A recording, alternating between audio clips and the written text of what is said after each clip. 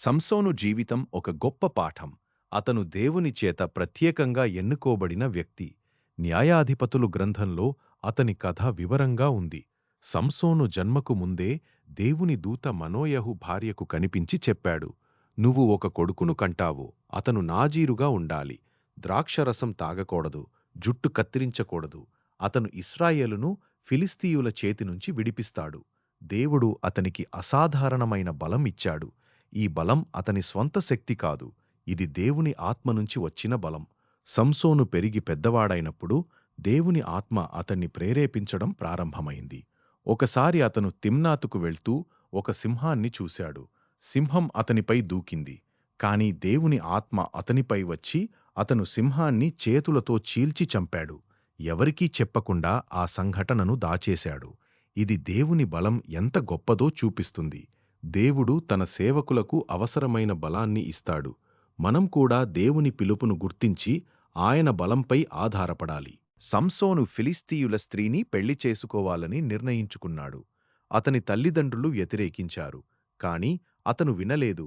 దేవుడు దీన్ని ఫిలిస్తీయులపై ప్రతీకారం తీర్చుకోవడానికి ఉపయోగించాడు. పెళ్లి వేడుకలో సంసోను ఒక చిక్కుముడి వేశాడు. సింహం శవం నుంచి తేనె తీశాడు. ఫిలిస్తీయులు ఆ చిక్కుముడి జవాబు కనుక్కోలేకపోయారు. అతని భార్య ద్వారా జవాబు తెలుసుకుని అతన్ని మోసం చేశారు. సంసోను కోపంతో వెళ్లి 30 మంది ఫిలిస్తీయులను చంపి వారి బట్టలు తీసుకొచ్చాడు. తరువాత అతని భార్యను మరొకరికి ఇచ్చేశారు. సంసోను మళ్లీ కోపంతో 300 నక్కలను పట్టుకుని వాటి తోకలకు మంటపెట్టి ఫిలిస్తీయుల పొలాలు కాల్చేశాడు. ఇలా అతను ఫిలిస్తీయులపై అనేకసార్లు దాడి చేశాడు. ఒకసారి అతను జాబోన్ ఎముకతో 1000 మంది ఫిలిస్తీయులను చంపాడు. దేవుడు అతనికి నీళ్లు ఇచ్చి దాహం తీర్చాడు. సంసోను బలం దేవుని నుంచి వచ్చినదని మళ్లీ మళ్లీ నిరూపితమైంది. కాని అతను తన స్వంత కోరికలకు లోనైపోయాడు. సంసోను జీవితంలో అతిపెద్ద తప్పు దెలీలా వద్ద జరిగింది. అతను సోరేకు లోయలోని దెలీలాను ప్రేమించాడు. ఫిలిస్తీయుల ప్రభువులు దెలీలాకు డబ్బు ఇచ్చి సంసోను బలం రహస్యం తెలుసుకోమని చెప్పారు. దెలీలా అతన్ని మళ్లీ మళ్లీ అడిగింది. మొదటిసారి అతను అబద్ధం చెప్పాడు. రెండవసారి కూడా అబద్ధం. మూడవసారి కూడా.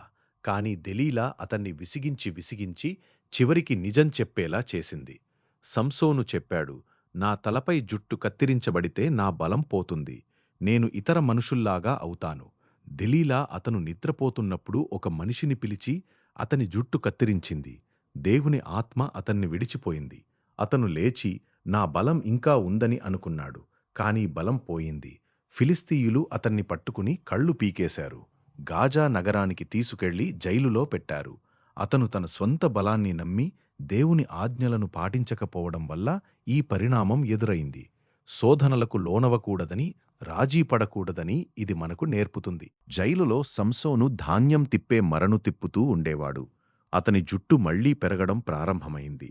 ఒకరోజు ఫిలిస్తీయులు తమ దేవుడు దాగోనుకు గొప్ప యాగం చేస్తూ సంసోనును అపహాస్యం చేయడానికి పిలిపించారు. వేలాది మంది ప్రజలు దేవాలయంలో ఉన్నారు. సంసోను బాలుడి చేతికి పట్టుకుని 2 స్తంభాల మధ్య నిలబడ్డాడు.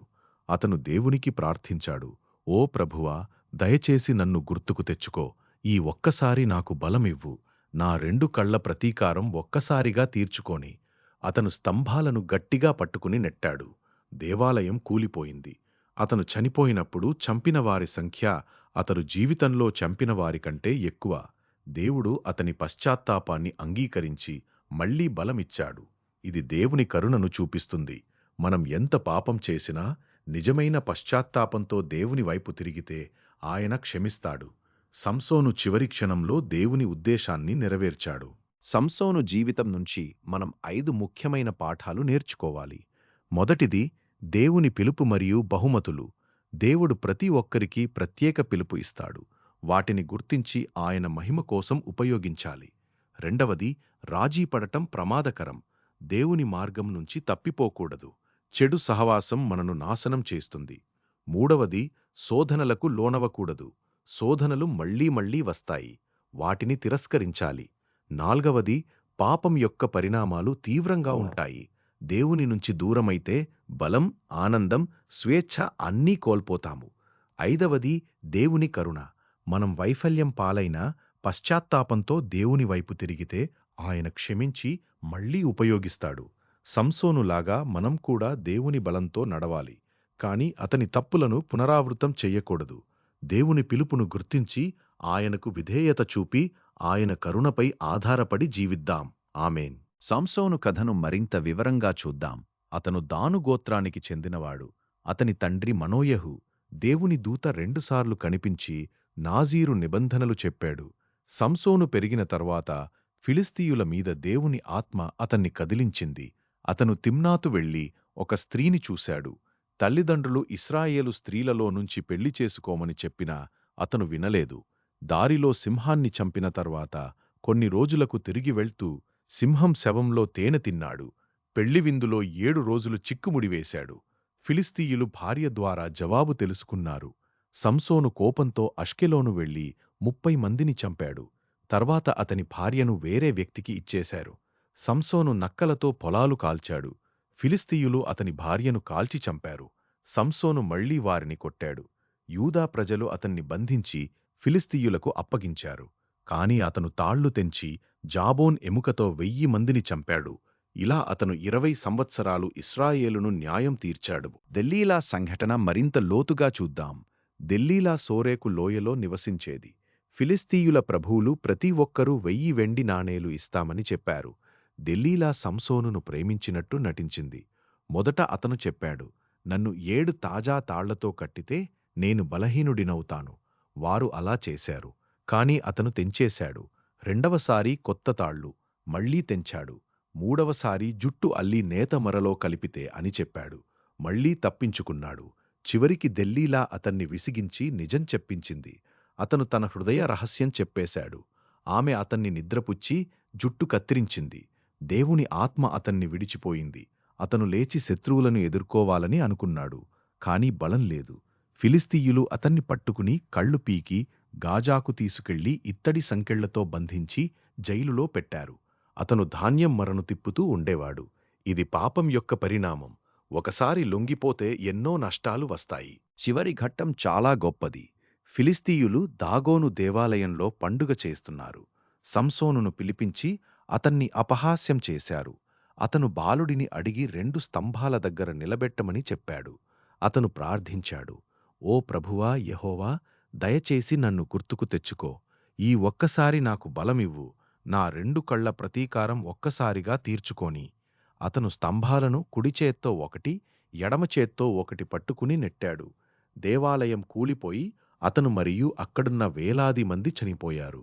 అతను చనిపోయినప్పుడు చంపినవారి సంఖ్య జీవితంలో చంపినవారికంటే ఎక్కువ. అతని సోదరులు అతని శరీరాన్ని తీసుకెళ్లి అతని తండ్రి సమాధిలో పాతిపెట్టారు. అతను 20 సంవత్సరాలు ఇశ్రాయేలును న్యాయం తీర్చాడు.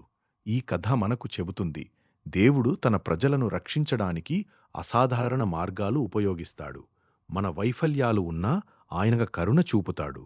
మనం దేవుని బలంపై ఆధారపడి ఆయన ఆజ్ఞలను పాటించి జీవించాలి. సంసోను నుంచి నేర్చుకుని దేవునికి విధేయత చూపుదాం. ఆమేన్. సంసోను జీవితం మనకు చాలా పాఠాలు నేర్పుతుంది. మొదట, దేవుడు ఇచ్చిన బహుమతులను జాగ్రత్తగా కాపాడుకోవాలి. నాజీరు నిబంధనలు అతని బలానికి మూలం. అతను వాటిని విస్మరించినప్పుడు బలం పోయింది. మన జీవితంలో కూడా దేవుని ఆజ్ఞలను పాటించకపోతే ఆయన ఆశీర్వాదాలు తొలగిపోతాయి. రెండవది, చెడు సహవాసం ప్రమాదకరం. ఫిలిస్తీయుల స్త్రీలతో సంబంధాలు అతన్ని నాశనం చేశాయి. బైబిల్ చెబుతుంది, చెడు సహవాసాలు మంచి స్వభావాలను చెడగొడతాయి. మూడవది, శోధనలో నిలబడాలి. దెలీలా మళ్లీ మళ్లీ అడిగినా అతను మొదట్లో నిలబడ్డాడు, కాని చివరికి లొంగిపోయాడు. శోధనలు వచ్చినప్పుడు దేవుని సహాయం కోరుకోవాలి. నాల్గవది, పాపం యొక్క పరిణామాలు తప్పవు. కళ్ళు పోవడం, జైలు, అవమానం. అయినా దేవుడు చివరి క్షణంలో కరుణ చూపాడు. ఐదవది, పశ్చాత్తాపం ఎప్పుడూ ఆలస్యం కాదు. సంసోను చివరిలో ప్రార్థించి దేవుని ఉద్దేశాన్ని నెరవేర్చాడు. మనం కూడా ఇలా దేవుని వైపు తిరగాలి. సంసోను కథను మన జీవితానికి వర్తింపజేసుకుందాం. దేవుడు మనల్ని కూడా ప్రత్యేక పనికోసం పిలిచాడు. మనకు బహుమతులు ఇచ్చాడు. వాటిని ఆయన మహిమ కోసం ఉపయోగించాలి. ప్రపంచం యొక్క శోధనలు, చెడు సహవాసాలు మనను దేవుని నుంచి దూరం చేయకుండా జాగ్రత్తపడాలి. ఒకసారి పడిపోయినా లేవాలి. పశ్చాత్తాపంతో దేవుని వైపు తిరగాలి. ఆయన కరుణ అనంతం.